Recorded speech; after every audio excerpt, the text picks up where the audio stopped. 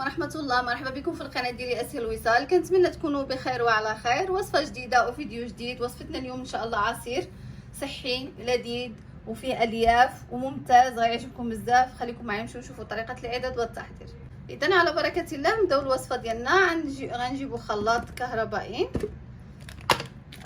غنضيفوا اول حاجة الفراولة اولا فريسة. عندي فريسة، عندي البنان او الموز، جوج حبات صغارين، اذا كانت حبه كبيره غير واحده. عندي كذلك التمر حيت له النوى ديالو اولا العظم ديالو. عندي 7 الحبات د التمر.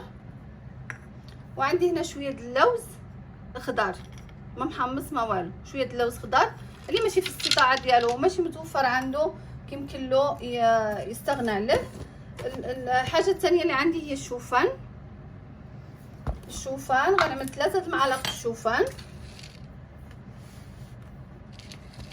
3 معالق شوفان كما كتشوفوا. حبه الشوفان غتستغربوا من هذا العصير ولكن عصير ممتاز. عملت 3 معالق الشوفان.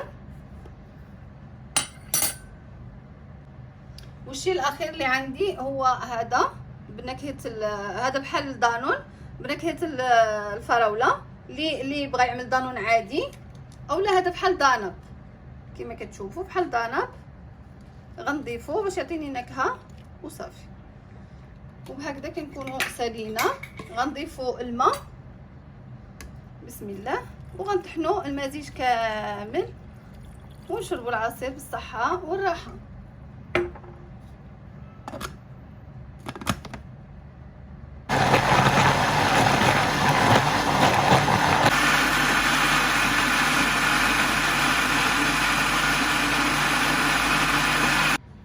كما كتشوفوا العصير ديالنا وجد ما شاء الله، كيجي خاتر وغزال. جربوه بسم الله على بركه الله. شوفوا لي المنظر، يا سلام، صحي ولذيذ وفيه الالياف والفيتامينات كما قلنا.